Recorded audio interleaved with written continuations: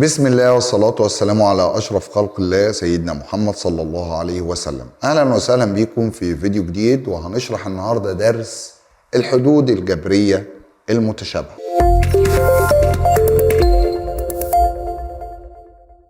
الحدود الجبرية المتشابهة تاني درس في الوحدة التانية، جبر الصف الأول الإعدادي. هنتكلم النهاردة ازاي بقدر احدد اذا كانت الحدود جبرية متشابهة او مش متشابهة، وازاي بقدر اجمع الحدود الجبرية، وازاي اقدر اطرحها. وما تنساش هنفتكر مع بعض قاعدة جمع وطرح الاعداد النسبية، واتفقنا قبل كده ان الجمع والطرح ده بيبقى مبني على اشارات الاعداد اللي انا هجمعها واطرحها. لو اشارتين متشابهين خد اشارة واجمعها، ولو الاشارتين مختلفين خد اشارة الكبير واطرحها.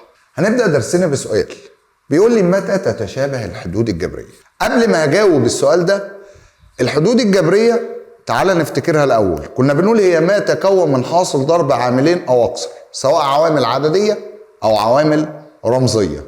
مين بقى اللي بيحكم على التشابه بتاع الحدود الجبرية؟ قال العامل الرمزي هو الأساس في التشابه، لأن شرطين التشابه لازم تكون الرموز زي بعضها كرمز وكأسس عشان اقدر اقول ان الحدود الجبرية ديت متشابهة. تعال نبص على الاجابة كده. اذا كانت العوامل الرمزية اللي هي الرموز اللي كنا بنقول عليها الف او باء او جيم او سين او صاد، اي رمز من الرموز دي، اذا كانت العوامل الرمزية يقصد بيها الرموز ديت متشابهة كرمز وكأسس، يبقى الشرطين الأساسيين عشان أقدر أقول إن الحدود الجبرية بتوعي متشابهة لازم الرموز تكون زي بعض، ولازم الأسس بتاعة الرموز تكون برضو زي بعض. بمعنى لما أجي أقول لك عندي مثال لحدود جبرية متشابهة، لو ركزت هنا هتلاقي 2 ألف، الرمز هنا مين؟ ألف والأس بتاعه 1. ألف الرمز ألف والأس بتاعه 1. سالب 5 ألف الرمز ألف والأس بتاعه 1. 3 ألف الرمز ألف والأس بتاعه 1. وبالتالي أقدر أقول على الحدود الجبرية ديت كلها حدود جبرية متشابهة. ليه؟ لأن الرموز يا أستاذ زي بعضها كلها، وأيضا أسس الرموز زي بعض. هنا ألف أس 1 ألف أس 1 ألف أس 1 ألف أس 1. طب ثواني كده يا أستاذ، أنا عايز أفهم حاجة. هما إزاي متشابهة وزي بعض والأعداد اللي قدامهم مختلفة؟ ده هنا العدد اللي هنا 2، هنا مفيش عدد اعتبره 1. هنا العدد اللي قدامه سالب 5، العدد اللي قدامه 3. ازاي بقدر اقول متشابهة؟ قال لي معاملات الحدود ملهاش علاقة في تشابه الحدود. معاملات الحدود ملهاش علاقة في تشابه الحدود. التشابه مبني على الرمز وأسس الرمز. التشابه مبني على الرمز وأسس الرمز، يعني الرمز زي بعضه وأسس الرمز زي بعضها، أقدر أقول على الحدود إن هي متشابهة. الأعداد أو معاملات الحدود أو العوامل العددية ملهاش علاقة في التشابه، لها علاقة في الجمع والطرح بس. اتفقنا على الكلام ده؟ تمام. بص معايا على الحدود ديت وفكر معايا إذا كانت متشابهة أو غير متشابهة. 2 س تربيع صاد، و4 صاد س تربيع، وسالب نص س تربيع صاد. هل الحدود ديت متشابهة ولا غير متشابهة؟ أول حاجة هبص عليها الرموز والأسس الخاصة بالرموز. عندي هنا س تربيع صاد، صاد س تربيع، س تربيع صاد. طب يا أستاذ هل هي كده متشابهة ولا مش متشابهة؟ أنا عندي س تربيع صاد وهنا س تربيع صاد زي بعض، دول متشابهين. لكن هل الصاد س تربيع دي متشابهة معاهم ولا لأ؟ قال لي متشابهة معاهم برضه. ازاي يا أستاذ؟ قال لي هو كل اللي هو عمله بدل السين مع الصاد تربيع، يعني هنا كان السين تربيع صاد لكن هنا صاد س تربيع، ده اللي حصل. طب هل ده يلغي التشابه؟ يعني اقدر اقول عليه ان هم مش متشابهين ولا متشابهين؟ قال لي لا متشابهين. والدليل على الكلام ده ايه؟ الصاد س تربيع او السين تربيع صاد دول مضروبين في بعض، وطالما مضروبين في بعض الضرب عملية إبدالية من خواص عملية الضرب، يبقى أنا أقدر أقول صاد س تربيع أو س تربيع صاد هيها مفيش اختلاف بينهم حتى لو اتبدلوا مقام بعض. تمام كده؟ يبقى اقدر اقول س تربيع س تربيع س تربيع وصاد وصاد وصاد، كده الرموز زي بعض والاسس الخاصه بالرموز برضو زي بعض، يبقى اقدر اقول ان الحدود الجبريه ديت متشابهه. صعب الكلام يا جماعه؟ طب تعالى بقى نشوف مثال للحدود الجبريه غير المتشابهه. حدود جبريه غير متشابهه زي الاتنين س والسالب 3 س تربيع، دول مش زي بعض يا استاذ. ازاي ده؟ دي س ودي س ودي س، يبقى ازاي مش متشابهين؟ قال لي لو جيت ركزت هلاقي ان الاولى الاس بتاعها 1 والثانيه الاس بتاعها 2 والثالثه الاس بتاعها 3، فبالتالي اقدر اقول ان الحدود ديت حدود جبريه غير متشابهه. اتفقنا على كده؟ ايه السبب اللي خلاهم غير متشابهه؟ لان الاسس بتاعتهم مختلفه، وطالما الاسس مختلفه يبقى مفيش تشابه بينهم. طب مثال تاني، لما اقول لك 4 س اس 2 5 س صاد سالب صاد اس 2، دي حدود جبريه غير متشابهه، لان السين هنا اس 2 السين هنا اس 1، هنا مفيش صاد لكن هنا فيه صاد، هنا مفيش س خالص لكن في صاد اس 2، فاقدر اقول ان الحدود الجبريه ديت حدود غير متشابهه. وخد بالك من حاجه، هو انا هستفيد ايه بتشابه الحدود الجبريه وعدم تشابهها؟ قال لي تشابه الحدود الجبريه معناه ان اقدر اجمعهم واطرحهم من بعض، لكن لو الحدود الجبريه غير متشابهه ما ينفعش يتجمعوا ولا يطرحوا من بعض. والدليل على الكلام ده لما اجي اقول لك مثلا 2 جنيه زائد 3 جنيه، هل ينفع يتجمعوا؟ ليه؟ لان انا عندي دي جنيه ودي جنيه. طب لما اجي اجمعهم، هل بجمع الاتنين زائد التلاتة يديني 5 واجمع كلمة جنيه وجنيه يديني 2؟ لا طبعا. لكن الجمع الصح الكلمة دي والكلمة دي ما بيتجمعوش. ليه يا استاذ؟ انا كل اللي بعمله بجمع معاملات الحدود، يعني بجمع الارقام اللي قدام الرموز فقط، وبيتجمعوا وبيطرحوا بناء على اشاراتهم، بيتجمعوا وبيطرح بناء على الاشارات. اشارتين متشابهين بجمع، اشارتين مختلفين باخد اشاره الكبير شكلا وبطرح. اتفقنا على الكلام ده؟ يبقى لما اجي اقول لك 2 جنيه زائد 3 جنيه الناتج هيكون 5 جنيه. خد بالك من حاجه مهمه، انا جمعت الاثنين والثلاثه ادوني 5، وكلمه جنيه وكلمه جنيه نزلت واحده منهم، عشان دي طريقه الجمع والطرح اللي هنشتغل عليها. لما اجي اقول لك 3 قطط زائد 5 قطط، 3 قطط زائد 5 قطط، 3 زائد 5 يديني 8 قطط، وقطط خد منهم كلمه واحده نزلها يبقى 8 قطط. لما اجي اقول لك 7 حمير ناقص 4 حمير، حمير ما هو نوع من الانواع عادي جدا ما بيفرقش معايا، اهم حاجه ان ده يبقى زي ده. 7 ناقص 4 يديني 3 يا استاذ، ونزل كلمه منهم يبقى 3 حمير. استفدت ايه من الحته ديت في الدرس بتاعي؟ استفدت ان اللي بيتجمع وبيطرح هي معاملات الحدود او العوامل العدديه فقط، وبتتجمع او بتطرح بناء على اشاراتها. امتى بجمعهم وامتى بطرحهم؟ شرط اساسي تكون الحدود الجبريه بتاعتي متشابهه عشان اقدر اجمع او اقدر ان انا اطرح. طب تعال نشوف امثله على الكلام ده. مثال واحد، اجمع 5 ألف و3 ألف وألف و6 ألف. بص كده على الرموز الأول، ألف أس 1 ألف أس 1 ألف أس 1 ألف أس 1. يا أستاذ الحدود الجبرية ديت متشابهة، عشان أجمعهم هرصهم جنب بعض كده وأعملهم مقدار جبري. يبقى عندي 5 ألف زائد 3 ألف زائد ألف زائد 6 ألف هتساوي. بعد ما كتبناهم كمقدار جبري اجمع الاعداد بس، وخد بالك الرمز اللي واقف بطوله ما قداموش رقم اعتبر قدامه 1. يبقى عندي 5 زائد 3 8 زائد 1 9 زائد 6 15، نزل ال 15. طب وألف وألف وألف وألف دول ما بيتجمعوش، أنا بنزل رمز واحد منهم اللي هو ألف. خلص الموضوع. شفت الموضوع سهل إزاي؟ بس لازم تفهم التركة بتاعة الجمع ديت كويس جدا. طب لما أقول لك 7 ألف بقى أس 2، سالب 2 بقى أس 2 ألف، سالب 4 بقى أس 2 ألف، ألف بقى أس 2. اللي ما كانش مركز معايا في أول الفيديو يركز دلوقتي عشان هقولها تاني. يا استاذ الف باء اس 2 وباء اس 2 الف دول مش متشابهين. لا والله متشابهين. ليه متشابهين؟ لان احنا قلنا الف باء اس 2 دي عمليه ضرب، يعني اقدر ابدلهم مقام بعض. بدل ما هي مكتوبه الف باء اس 2 اقدر اكتبها باء اس 2 الف، فما بتفرقش كتير. يبقى لما اقول لك الف الف الف الف، الرمز الف زي بعض في الحدود كلها. باء اس 2 باء اس 2 باء اس 2 باء اس 2، الرمز باء زي بعضه في الحدود كلها هو والاس بتاعه. يبقى الحدود الجبريه ديت متشابهه، واقدر لما اجي اكتبه اعدل ده، بدل ما هو باء اس 2 الف اخليه الف باء اس 2 بسهوله جدا. اول حاجه هعملها هكتب الحدود الجبريه بتاعتي على شكل مقدار جبري وما بينهم علامه زائد.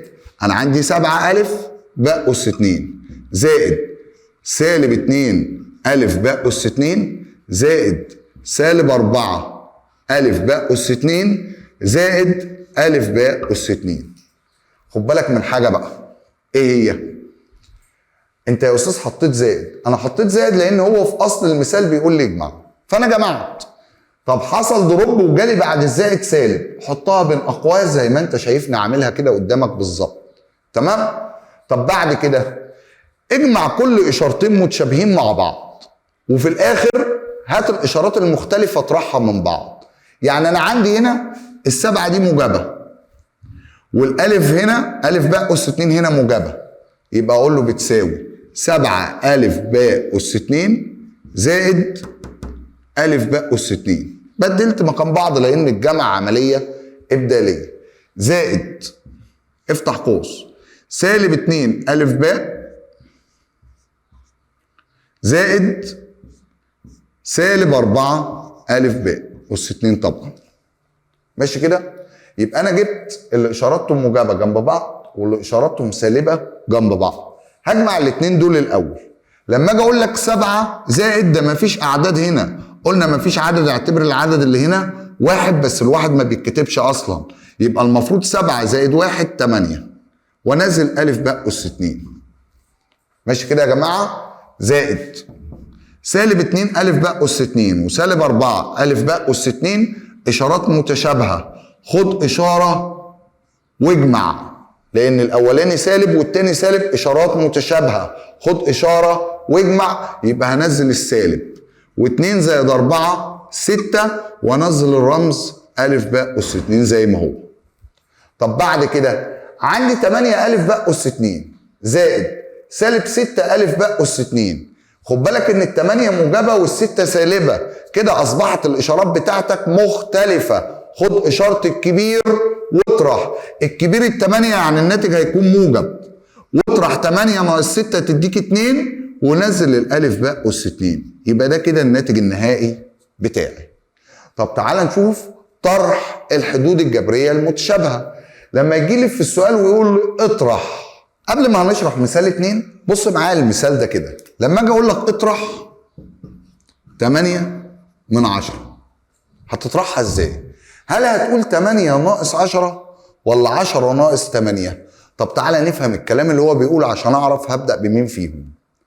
اما اقول لك اطرح 8 من 10 يعني شيل 8 من ال10 يبقى لك 2. ومعنى الكلام ده ان انت ما بتبدأش بالثمانية، انت بتبدأ بالتاني اللي هو بعد من، يعني هتبدأ بال10. اصبحت المسألة بتاعتك 10 ناقص 8 هتساوي 2. يبقى اول ما اشوف كلمة اطرح في قلب اي مسألة خاصة بالحدود والمقادير الجبرية ابدأ بالتاني. اي مسألة يجي يقول لي اطرح ابدأ بالتاني. هنا بيقول لي اطرح كم من كام؟ 5 س ص من 7 س ص. قال لي مبدئيا هبدأ بالتاني، يبقى هقول له 7 س ص ناقص 5 س ص هتساوي 7 ناقص 5 تديني 2 وانزل السين ص. خلصت المسألة بتاعتك بكل سهولة. طب لما اقول لك 2 س تربيع ص من سالب 5 س تربيع ص، هبدأ بمين؟ هبدأ بالتاني، يبقى اقول له سالب 5 س تربيع ص ناقص 2 س تربيع ص. خد بالك اطرح دايما بقول التاني ناقص من عندي الاولاني ينزل زي ما هو. تمام؟ هتساوي. طب انا هنا يا استاذ بقى هجمع ولا هطرح؟ حسب الاشارات. اشارتين شبه بعض خد اشاره واجمع، اشارتين مختلفين خد اشاره الكبير شكلا واطرح. لما اقول لك هنا -5 وهنا -2 يبقى الاشارات متشابهه، خد اشاره منهم سالب، و5 زائد 2 تديك 7 ونزل السين تربيع صاد. طب لما اقول لك اطرح -3 أ تربيع باء تربيع من 5 أ تربيع باء تربيع، ابدأ بالتاني، يبقى اقول له 5 أ تربيع باء تربيع ناقص بتاعة الطرح، ناقص ديت انا بحطها من عندي بتاعة مين؟ الطرح، واكتب العدد اللي بعده هتلاقيه -3 أ تربيع باء تربيع، وطالما السالب جه وراها سالب حط قوس وافصل بينهم هتساوي. انا مش هينفع اجمع واطرح طول ما هنا في اشارات جايه ورا بعضها، صف الاشارات اللي جايه ورا بعضها الاول. لما اجي اقول لك سالب سالب يعني كأنها سالب في سالب، ضرب الاشارات بقى، سالب في سالب تديني موجب، يعني اصبحت المساله بتاعتي 5 أ تربيع باء تربيع زائد 3 أ تربيع باء تربيع اللي هي بتساوي 5 زائد 3 8 وانزل أ تربيع باء تربيع، يبقى الناتج بتاعي 8 أ تربيع باء تربيع. طب رقم 4 اطرح -3 س أس 3 ص من -2 ص س أس 3.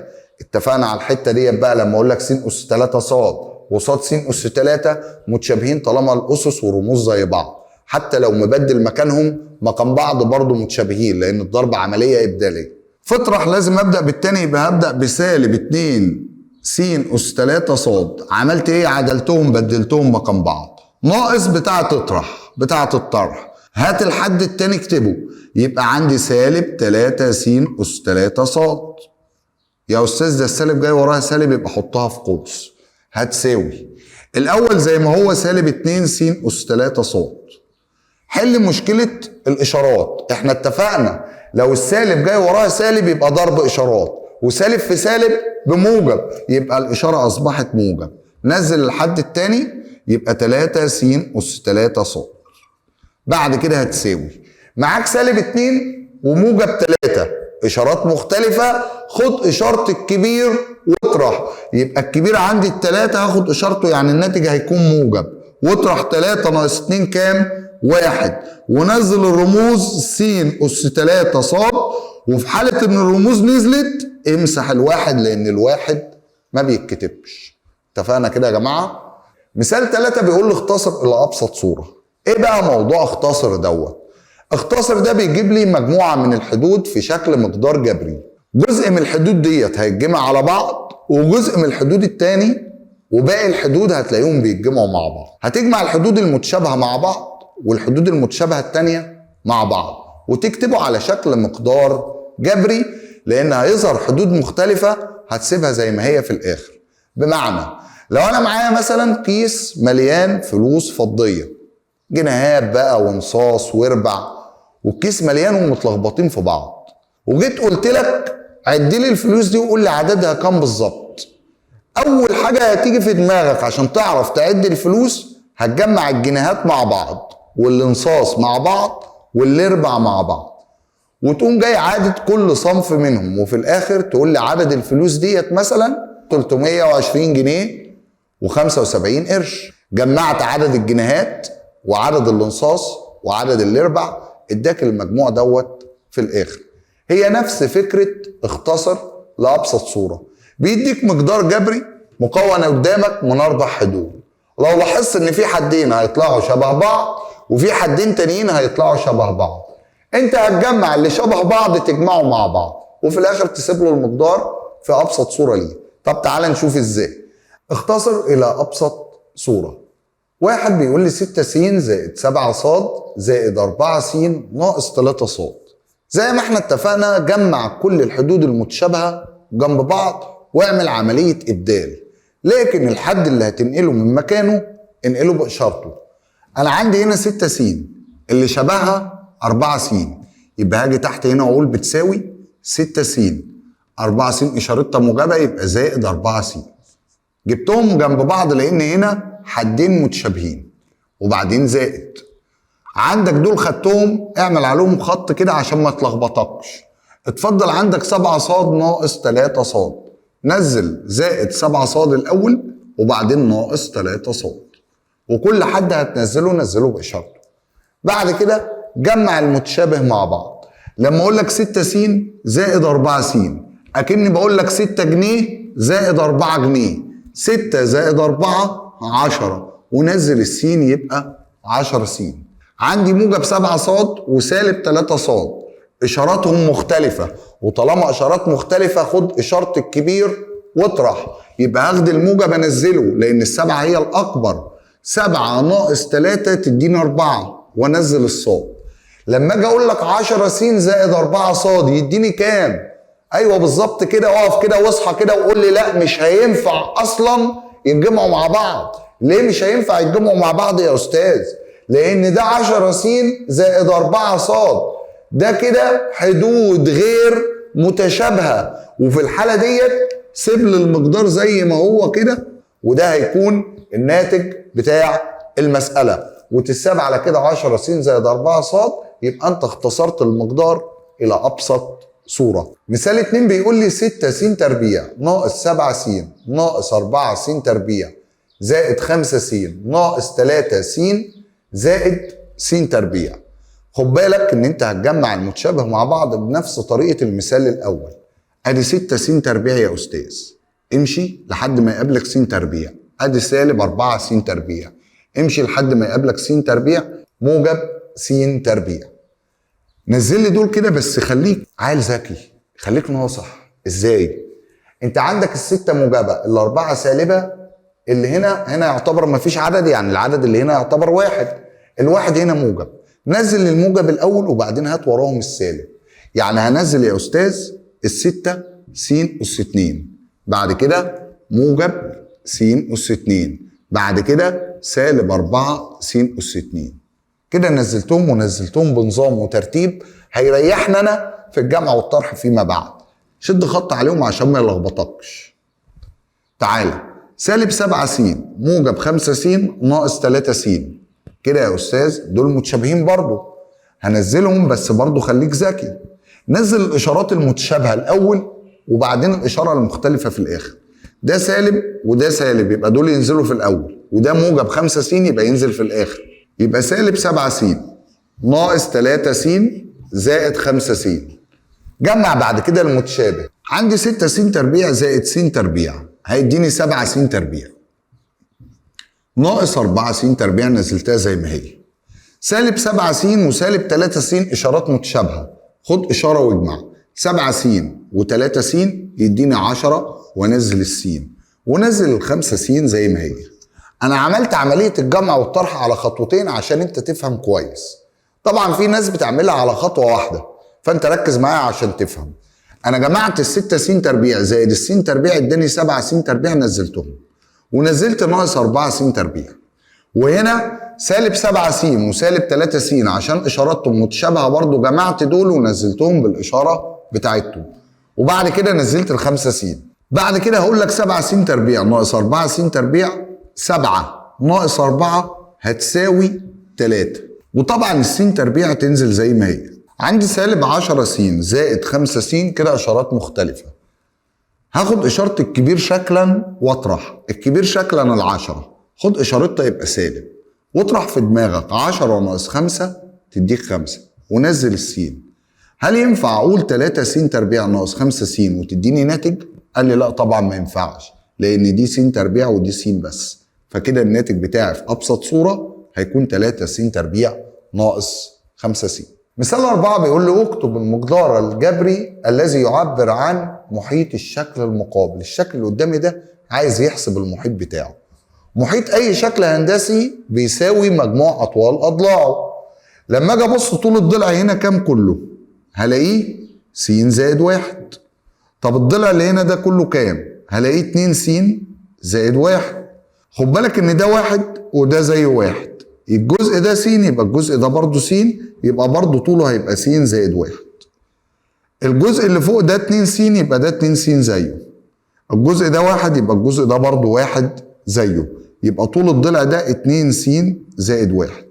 يبقى انا هنا عايز اجمع كل الكلام ده، يعني اقول له س زائد 1 زائد 2 س زائد 1 زائد س زائد 1 زائد 2 س زائد 1.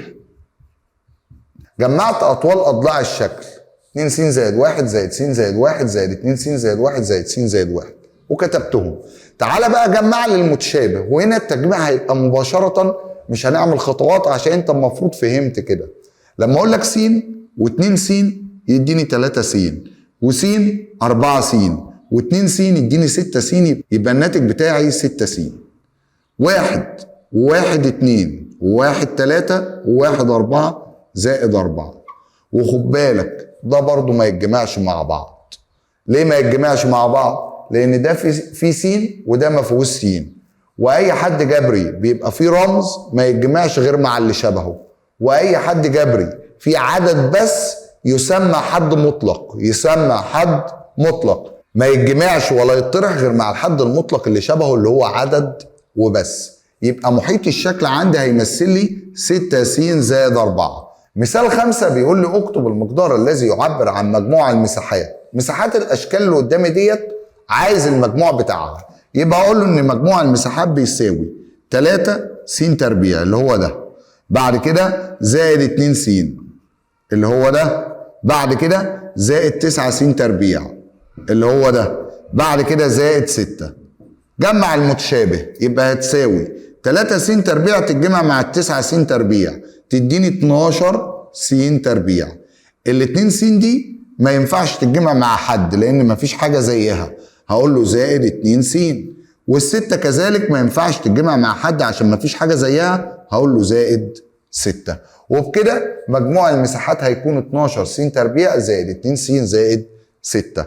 من اسهل وامتع الدروس درس النهارده اللي هو الحدود الجبريه المتشابهه، والدرس ده عليه تمارين كتير جدا، حاول تحلها سواء في كتاب مدرسه او كتاب معاصر او الاضواء او الماهر، اي كتاب متاح ليك اشتغل وحل فيه. مذاكره الرياضه حل تمارين كتير، على قد ما تقدر حل تمارين عشان مستواك يزيد وتوصل للدرجه النهائيه في الرياضيات، واسس نفسك صح. انت لسه في اولى اعدادي، اسس نفسك صح في الرياضيات هترتاح كتير جدا في تانية وتالتة وفي المرحله الثانويه ان شاء الله.